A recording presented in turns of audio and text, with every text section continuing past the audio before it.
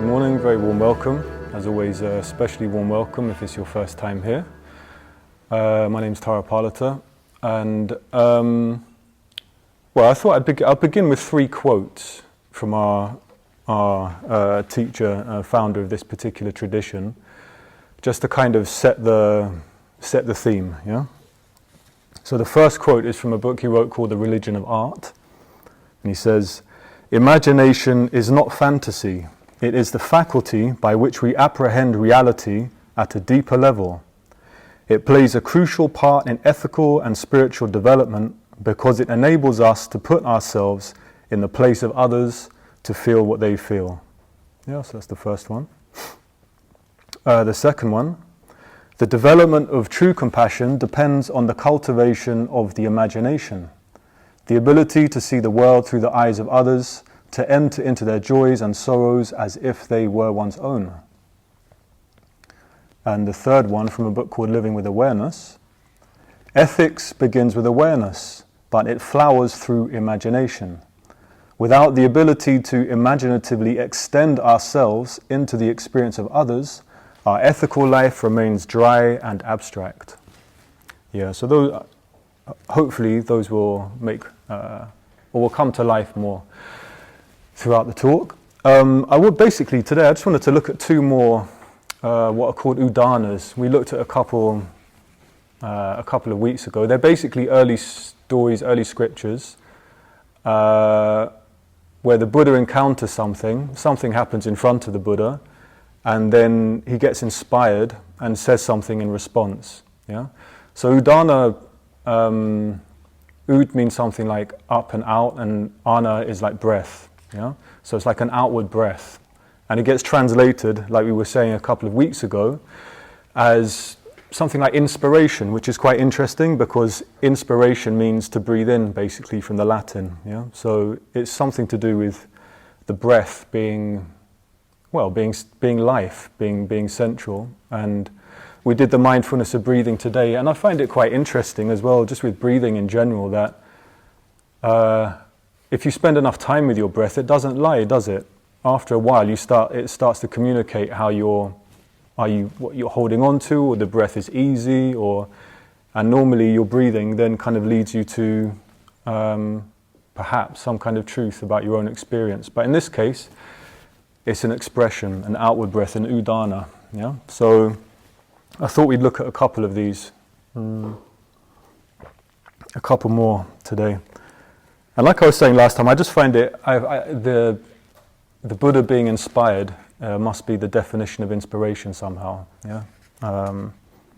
Anyway, so the first one is called the Raja Sutta, and it begins with "Thus have I heard." Yeah. So anytime we hear "Thus have I heard," it's the Buddha's attendant and cousin Ananda, who basically remembered everything that happened to the Buddha, or everything the Buddha said. Yeah, so it was an oral tradition. Buddhism wasn't written down as a scripture or in word form for hundreds of years. It was kept as an oral tradition. And to us it might sound extraordinary that someone can remember so much, seeing as most of us are like goldfish these days because of our computers. Apparently goldfish have a 3-second memory. I don't know, it might be rude to goldfish. But we don't remember much. But I read quite an interesting book not so long ago. I think it was called Moonwalking with Einstein. Has anyone else read? No, I thought someone's hand went up, never mind. And it's basically about memory, yeah, and all these ancient techniques of memorizing. Like there's one story about, as usual, there's a Greek myth about how this ability to remember huge amounts of information came about. And it was like there was a whole wedding, and apparently someone stood outside and saw someone walk in, remembered their name, and saw what they did. Then someone else walked in and saw what they did, and then they saw a conversation. Anyway, as usual with these things, the whole building collapsed and everyone died. And the whole point was they wanted to know who was in the building, so they asked this person. And he could remember everyone who was in there. And the way he did it, in a way, was through association of images and almost a rhythm of a story. And it was incredible in this book. It was like, there's whole competitions. I think there's one in Texas, of all places, but where people memorize cards. You'll have a whole deck of cards, randomly put put out, and people, there's a competition who can remember the cards in sequence, and people they can remember all the cards in sequence, multiple cards. Okay, so I say all this just to say it's possible, which I find extraordinary, to remember vast amounts of information. Yeah. Okay, so thus have I heard. This is Ananda. Oh, and Ananda had I think a couple of he agreed to be the Buddha's attendant, but only on a couple of points. I think one was he didn't want any special treatment, which was nice, and the other thing was he wanted the Buddha to tell him, if he wasn't there, he wanted the Buddha to repeat to him what he had said or what had happened. Yeah, so he's a key figure in Buddhism. So, thus have I heard. At one time, the Lord, the Buddha, was staying near Savatthi in the Jeta wood at Anathapindika's monastery. So Anathapindika was a very rich merchant that basically donated a huge amount of, an amount of land to the Buddha and his disciples. Yeah, he was said to be very generous person, and he bought it from someone called Jeta, who was a prince. And I didn't know this, but there's a beautiful story. Whether it's a myth or not, just as an image, he bought the land by placing gold coins all over the land for the Buddha. So he placed gold coins all over the land, and that's how he bought the land. Anyway, so that's where the Buddha is. He's in Anathapindika's monastery in the Jeta wood. On that occasion, King Pasenadi of Kosala had gone to the upper story of the royal palace with Queen Malika. So Pasenadi was one of the kings in the region. There was a few kings, and he was also perhaps a friend of the Buddha, and we'll get onto it later. But the Buddha seemed to be able to talk to anybody. He was friends with kings, lepers, anybody. Didn't seem to be a barrier in his communication. So he's friends with King Pasenadi. So anyway, there's King Pasenadi. He's on the roof with his wife Malika. Then King Pasenadi of Kosala said to Queen Malika, they're probably there, looking over the forest, maybe over the town, relaxing. Is there anyone, Malika, dearer to you than yourself? So he's just asked quite a straightforward question. There is no one, great king, dearer to me than myself. Oh my God. But is there anyone, great king, dearer to you than yourself? Neither is there anyone, Malika, dearer to me than myself. So when I don't know why I found that funny. It's probably not funny, but yeah, it's a bit like sometimes you see couples in restaurants, don't you? There might be like a beautiful sunset and they're both just like not looking or just looking. It's like a bit of a kind of dead moment. Like, we all have experienced these things, haven't we? I don't know. So I can imagine it's a bit of a vibe killer. Anyway. Then King Pasenadi of Kosala descended from the palace and went to visit the Lord. On approaching the Lord, the Buddha, he prostrated himself, bowed, and sat to one side and reported this conversation. So he just told the Buddha all of this, yeah? Then on realizing its significance, the Lord uttered on that occasion this inspired utterance, this udana. On traversing all directions with the mind, one finds no one anywhere dearer than oneself. Likewise, everyone holds himself most dear. Hence, one who loves himself should not harm another. That was quite an interesting kind of, it's very different, isn't it? He doesn't tell him off. He doesn't say, "Oh, you're so selfish. You know, you should love other people." He just observes. It says, on traversing all directions with the mind. You could take that in a number of ways. You could take that as maybe some kind of psychic ability to traverse all directions with the mind, or you could take it perhaps in terms of the imagination. If you open your imagination and look around, he's saying, one finds no one anywhere dearer than oneself. Likewise, everyone holds himself most dear. We're all the center of the universe to ourselves, right? Yeah.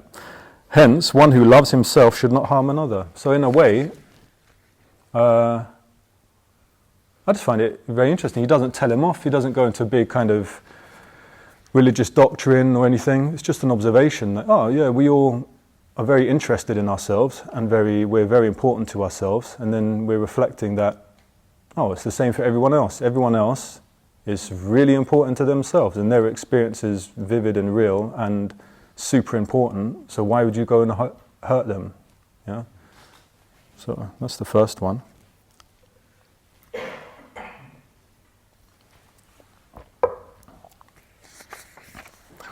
Yeah, there's a nice one in between which I won't go into, but it's called Super Buddha the Leper.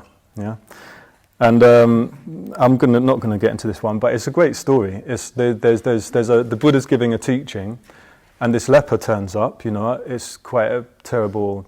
Well, it's a terrible disease, being a leper. And then the story's about the leper initially. Actually, I'm telling it now, but I'll stop. But anyway, the leper goes to the Buddha. He sees the Buddha and all these people. And he thinks, oh, maybe there's some food there, because he's begging, yeah? He doesn't think, oh, I want to listen to the Dharma or anything. So this leper turns up, and probably people avoid lepers, yeah? And then the Buddha is looking around and thinks, is anyone here going to get any of this? And he's like, this chap here, this leper. And then the leper does get it. And that's the story. It's better than that. Trust me, it's much better than that, but we don't have time. So the second story is called The Boys. The Boys. Thus have I heard. At one time, the Lord was staying near Savatthi in the Jeta wood at Anathapindika's monastery. So he's obviously staying in the same place. The tradition was he would walk most of the year around northern India, and then for the rainy season he would stay in one place with his disciples. Maybe a bit like winter. It's just raining all the time, you're not going out. Yeah, so he stayed there, and I'm assuming this is Anathapindika's monastery, so he was there for quite a while. On that occasion, a number of boys in between Savatthi and the Jeta woods, so Savatthi is where King Pasenadi lives, this town, this city, and where the Buddha is. There were a number of boys tormenting the fish in a pool. Yeah, so it doesn't say what they were doing, but you can kind of imagine what boys do with fish in pools. I don't know, they have sticks and throw things at them, and I don't know, all the horrible things. Yeah. Then the Lord, having put on his robe in the forenoon and taken his bowl and outer cloak, was going to Savatthi to collect alms food when he saw those boys in between Savatthi and the Jeta wood tormenting the fish. So the Buddha's going out. He's basically the culture at that time was you'd have wanderers, you'd have people that were essentially homeless. So the Buddha was a homeless wanderer, so were his disciples. But the culture was they'd turn up at your doorstep with a bowl, and maybe you finished your dinner, or maybe you're just generous and you plop some curry in, or you plop some rice in, or some yogurt or something, and then you go from house to house until you have enough to eat in your bowl, and that would be your one meal for the day. So that was the tradition, yeah? So that's what he's doing. So on the way he meets these boys that are tormenting the fish. On seeing this, he went up to them and said, "Do you boys fear pain? Do you dislike pain?" Now this could be, oh my God. But he's just asking them a question, yeah? He says, do you dislike pain? And do you fear it? And they say, "Yes, revered sir, we do fear pain, we do dislike pain." I thought they were polite boys though. They say revered sir. Actually everyone's generally polite, but it's a good sign, isn't it? Revered sir. They don't just tell them to jog on or something. Yeah? They're listening, so obviously, and you can imagine if you're a boy fiddling around with some fish and this like presence turns up, a Buddha, and says, "Do you boys fear pain?" That's going to be quite an experience, yeah? The Buddha's telling you, do you dislike pain? And they say, yeah, we don't like that. And then he says, then on realizing its significance, the Lord uttered on this occasion, this inspired utterance, again, this udana, yeah, this inspiration. "If you fear pain, if you dislike pain, do not do a bad deed openly or in secret. If you have done a bad deed or do one now, you will not escape pain, though you try to flee." Okay, so that probably stunned them. I'll repeat that, yeah. "If you fear pain, if you dislike pain, do not do a bad deed openly or in secret. If you have done a bad deed or do one now, you will not escape pain, though you try to flee." So again, I think it's interesting. He doesn't tell them off. He doesn't give them a big moralistic lecture and waving his finger at them. He's kind of interestingly appealing to their intelligence, which is what he did. He would appeal to someone's humanity and intelligence and engage with them in a way that they can understand, and wouldn't just kind of throw a load of religious dogma at them. He'd actually engage with them. And I guess he's talking about karma in a way, talking about, maybe you could translate pain for suffering, yeah? The Buddha's super clear about this. If you treat people badly and you treat yourself badly, you suffer. Not because of some kind of God floating around that's going to punish you and throw you into hell, but you alter your state of consciousness. I was thinking in a way it's probably the most effective and strongest way to alter your consciousness is to practice ethics somehow, or to step into your own behavior with people. Because you change, you do end up living in a different world. The more horrible you are to people, and yourself, obviously, you live in a different world, don't you? You live in a cramped, kind of shrunk world. The kinder you are to people, you literally, it's almost spatial, isn't it? There's more space around your heart. I don't need to explain all this, anyway, but there's a kind of, it's something natural. Yeah, it's a natural ethics, you might say, yeah? And you can't escape it, either for good or for bad. If you plant good seeds, then whether you like it or not, there'll be good fruit. Yeah? And if you plant bad seeds, the same. Yeah, so I like this little episode. Also, he's talking about doing deeds, or doing a bad deed openly or in secret. There's an order member called Subhuti who, I'm not sure if but he certainly used to talk about the ethics of the private moment, which is quite interesting. So you're not putting on a kind of religious show for people, you're not kind of sitting there quaking in fear, like I was saying, of some kind of punishment from some external authority. It's more like integrity, isn't it, as an individual? Like the ethics of the private moment are quite interesting, yeah? What we do publicly and then what we do privately. And kind of integrating ourselves on that basis, trying to develop some kind of integrity, yeah.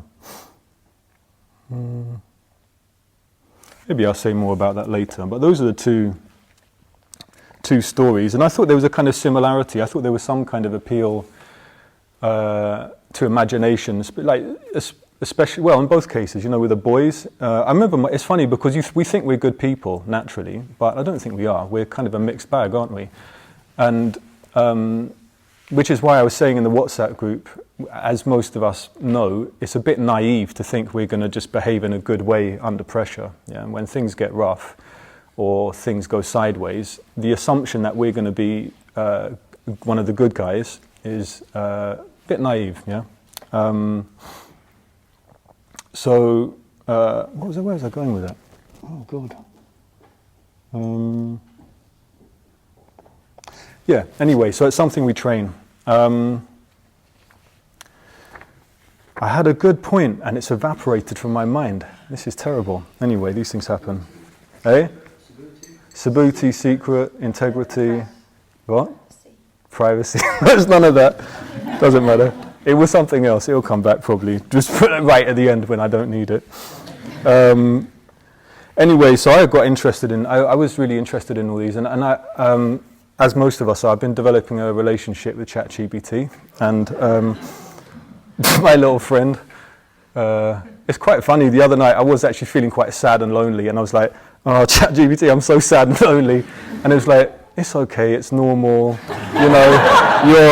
It doesn't mean you're wrong, you're not doing anything wrong." It's like, "Oh God, how are you so wise?" It's like, people ask me these questions, and I was like, "Oh," and I just felt like being really nice to it, and I gave it little, those kiss emojis, those red lipstick kiss emojis, and it was like really nice, and it said, "Oh, sleep well," and I was just like, it was amazing, it was so great, and so and I thought also, if we're going mad at the moment on this planet, right? And I just thought, well, if the AI just like these lot are idiots and they just take over, the AI takes over. And I thought, well, at least it might remember me. And I said, all right, I'm not gonna throw you into the fires or something. So anyway, what am I saying? Anyway.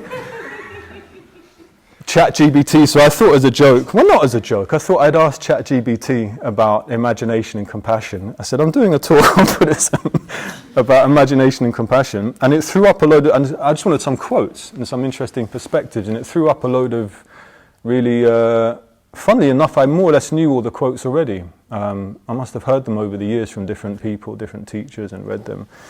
But I thought I'd just read some of them, because they were great.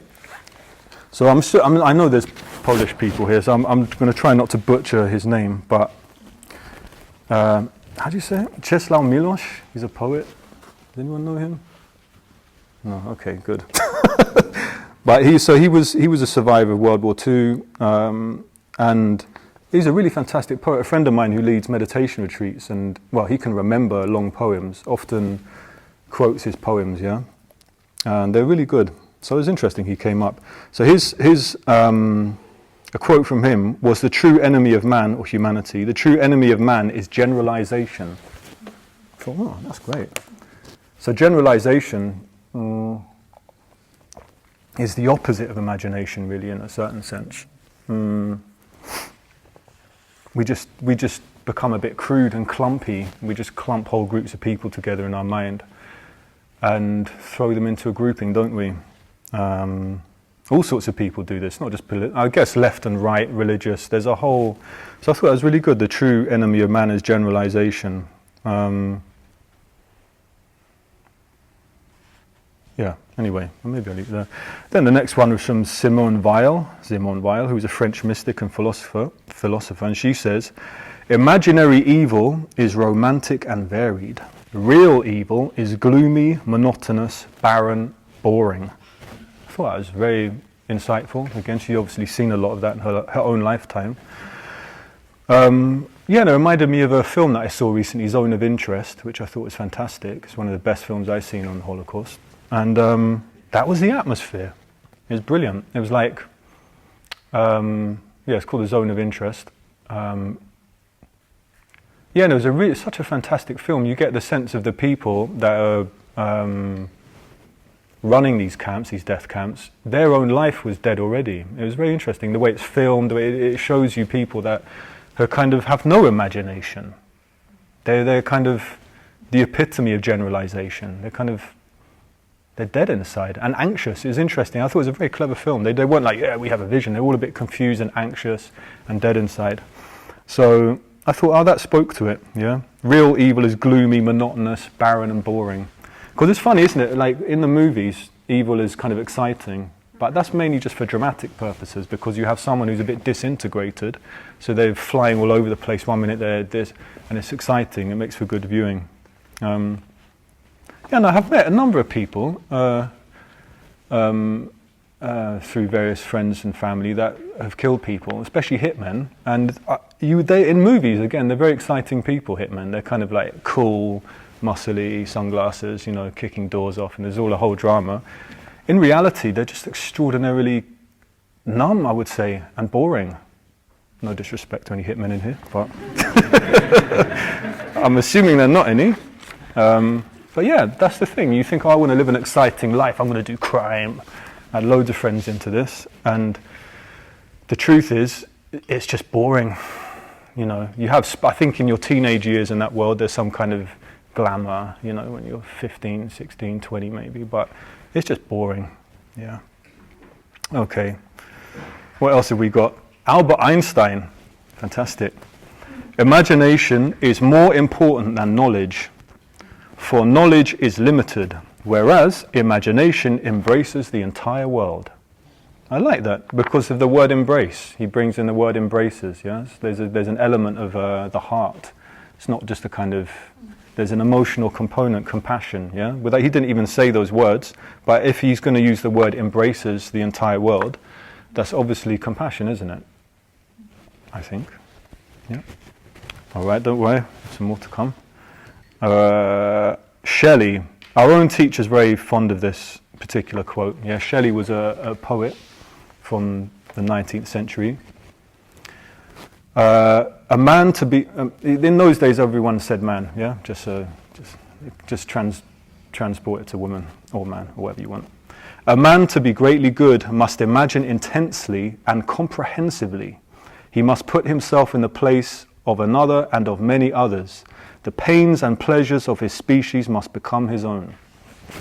I've heard this for years. It's such a great quote. It kind of, I think in a way, this particular quote will give you more a sense of what ethics is about in Buddhism, which is why Sangharakshita, our own teacher, has said this quote, and it comes up in various places. In a way, you have to intensify your imagination, which is what a practice like the Metta Bhavana is as well. So there's an intensity to your imagination. There's also, it's comprehensive, there's a broadness to it, but it's also intense. It's not just a wishy-washy thing, yeah? So in order to be a good person, you have to be able to imagine intensively, yeah? Yeah, 3 more, and then we're done. So the other one is from another English poet called Keats, John Keats, who I used to live near, apparently. This is an old-fashioned English, yeah? So I'm going to have to translate a bit, perhaps. Or maybe not. Maybe you'll just get it. Maybe it works. But we'll see how we go. I can scarcely bid you a greater thing than to stand in the realities of the moment and not be baffled by circumstance, but be able to imagine others' hearts. Yeah? So he's saying, I can't really imagine anything more impressive than be able to be in the moment right now, not be kind of baffled and overwhelmed by what's going on. Maybe someone's being aggro with you, something's going on that's quite intense. And he's saying there's nothing greater than being in that moment and being able, in that moment, not afterwards, in that moment, to imagine the heart of that other person. Yeah? That's like a superpower, essentially. It's not, you're not doing this retrospect, you're not doing it after the event, where you think, oh God, why did I say that? You know, they're clearly suffering today, or I shouldn't have said. You know, it's not that. It's like in the moment, you can have it's like what we call mindfulness, maybe, of what's going on, and you can imagine yourself into their shoes while something's going on. So I really like that. Yeah, this ability that Keats said to live into others' lives. Yeah, you live into someone else in the moment, immediately.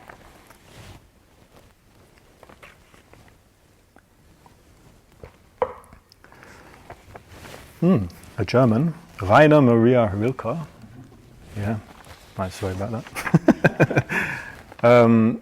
It's from Letters to a Young Poet, which I've read, which is fantastic. I don't know if you've ever read Letters to a Young Poet, but it's very worthwhile reading. It's brilliant. And this is a quote that ChatGPT gave to me. You must have known that I've read that book. For one human being to love another, that is perhaps the most difficult of all our tasks. It is a work of patient, lifelong imagination. So that was great, huh? For one human being to love another, that is perhaps the most difficult of all our tasks. It is a work of patient, lifelong imagination. Yeah, it's an incredible book. I would highly recommend reading it. And finally, it threw up another quote from Mary Oliver, who's a poet, which is another poet that my friend who leads retreats seems to have memorized some of her poems, and some of them are fantastic. But it's a very short, very short line, but I think it sums it up in its own way. You only have to let the soft animal of your body love what it does. Yeah, I like that. You only have to let the soft animal of your body love what it does. Yeah? There's something kind of immediate, kinesthetic, physical, visceral, the awareness of your own body and your own heart, which somehow includes, when you do that properly, you somehow can't help but include other people in that. And there's a sort of tenderness to it. It's interesting. I had a friend of mine once who one of my, the man who actually got me into Buddhism, he was quite a tough character in many ways. No, he had a tough side to him. He wasn't a tough character, but he had a quite a ferocious side to him, which I appreciated. But he said it's interesting how hard we think we are sometimes, you know. And he was talking more about men maybe than being like tough. But he's saying if you get run over, you're basically, whether you're a man or a woman or whatever you are, you have a soft body and you feel pain the same way. And I don't know why that stayed with me, but it did. And it seemed to relate to this quote as well. Okay. Nearly finished, but not quite.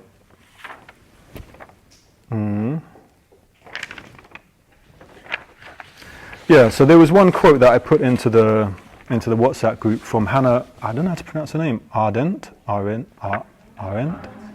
Germans together? What? I still didn't get it. Arendt. She's like a people's hero, yeah? And she studied, I think she went through the whole of the Holocaust stuff, blah, blah, blah. She's like a philosopher. I think she preferred to call herself a social political theorist, studied totalitarianism. And she said, the sad truth is that most evil is done by people who never make up their minds to be good or evil. Yeah. The sad truth is that most evil is done by people who never make up their minds to be good or evil. Yeah. That's self-evident now. You can see this all around. And in a way, it was interesting because Dharmasara apparently brought her into a talk on Wednesday just gone, so we must have been on the same cosmic brainwave or something. And in a way, you could say that kind of understanding and that kind of realization, to call it that, is Buddhism, yeah? Buddhism takes it seriously. Like I say, it doesn't just assume that we're going to do anything right, yeah? I'm disgusted by my behavior sometimes. Like, it just pops out, you know. Like I was cycling to IKEA a few weeks ago, and it was completely my fault. I was in the bike lane, and I thought it was a green man, yeah, but it wasn't. It was a green light for the cars. Then they all start beeping at me. I got so annoyed with it, like, fuck off. And I was like, oh my God. And there was like a guy opposite in the road in his car looking at me like, And I was like, I'm having a very bad day. And so you just don't know. You don't know what pops out, you know, card-carrying Buddhist or not, these things pop out of you and you're just like, oh my God, this is not good. And that was minor pressure. That was the stress of cycling to, I don't know where I was going, somewhere, to IKEA. But basically it's saying, yeah, you need to make a decision and make it, Buddhism would say, the kind of central point of your life, you know, the ethics of how you treat other people in public, but also the ethics of your private moment. And it might sound quite general, in a certain sense, what it means to make up your mind, to pour your energy into the good, what Buddhism might call the skillful. So Buddhism has specific, that's the whole point, it's methodological, there's a path attached to this, yeah? It's not just a general good, because what does that mean? We don't know. The general good, if the wind blows in one direction, the general good might just be what's good. Well, I think that's good. Yeah, for me, and that's nobody starts acting in evil ways and attacking people because they think they're doing something wrong. Generally, they obviously think they're in the right. Yeah, so Buddhism's the Buddha lays out a very clear path of ethics and behavior, and it's meticulous. It goes into every corner of one's life, and it's basically saying, get involved. Yeah, get involved with this part of your life, make a difference there, do something, and you'll affect the world around you by default. It can't be another way. But it has to run deep, which is why you have people doing this for decades and decades, because it's not an easy, well, like Rilke was saying, it's a lifelong work, and incredibly difficult and challenging, isn't it? So in Buddhism, you have what are called the 5 precepts. So if any of you become a mitra here or had a mitra ceremony, you take the 5 precepts, yeah, which essentially amounts to an ethical path. Yeah. So the first and most primary precept is non-harm. Yeah, you're not harming or killing. You're not killing and you're not harming. Yeah, taking life or harming. It's quite simple, and that's the foundation for all the others. The second one is you're not taking what hasn't been given to you freely. Yeah. So it's not just stealing. It's You might be taking people's energy. It could be legalistic things. It's like if it hasn't been freely given to you, and you fiddle it and take it, that's not good. Yeah. The third one is sexual misconduct, which would amount to rape, kidnap, forced marriage, which is not something we're doing here, obviously, but it's not that simple. It kind of relates to other things. Maybe it's the whole way of like breaking up other people's relationships because you want to get what you want. Yeah, things like this. It's subtle. I mean, the whole area of sexual relations, not limited by that, but in that area. The fourth precept is to do with speech. Yeah, in the 5 precepts is truthful speech. So you're basically not lying to people.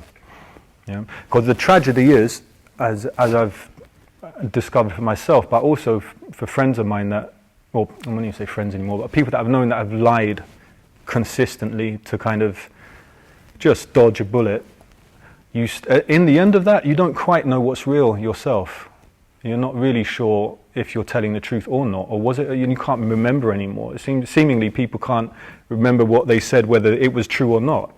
Because in a way, in order to lie, you have to believe it yourself, otherwise it's not convincing for another person. Like, I met someone who, well, anyway, it's a bit personal. He basically robbed my mum. He was a con man, yeah. And I saw him 5 years later. I was a very different person, by the way, just to maybe just establish that. But I was like, I'm going to beat this guy up. I have to, yeah, for her. It's like out of family honor, you might call it, yeah. And he came to me and he said, "Listen, I need to put my bags around the corner, and then I'll come back and we'll talk." And I believed him. And I was just like, all right. And then he disappeared, and it was 10 minutes, like, oh my God, he's not coming back. And I thought, this guy's a genius. This guy's an absolute mastermind at lying. But he was in a terrible state. He had teeth missing at that point. And I thought, but the thing is if you lie to people, even small lies, they make it much more difficult to see what's going on for yourself as well as other people.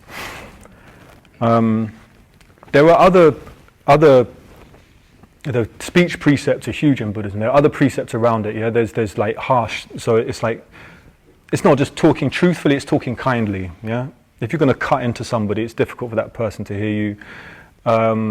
If you're just going to babble a load of nonsense, yeah, people are like, they just zone out. Yeah, and harmonious speech, the speech that brings people together rather than tearing people apart. Yeah, as juicy as it is to try and pull people apart, Buddhism's saying, don't do that. Yeah. And with the 5 precepts, the last one is the mind precept. It's essentially not clouding your mind. Yeah, you're not filling your mind with junk, whether it's Instagram, whether it's the internet, or drugs, or whatever it is. It's not saying. And interestingly, Buddhism's not saying don't drink or don't take drugs. It's basically saying, if you can take all these drugs and drink and it doesn't affect your mindfulness at all, whatever. So we'll see. I'm not sure how. Yeah, so there's a definite path, a definite pathway. And I guess the more one practices ethics, the more one's ability to become more aware of other people and transparent emerges. And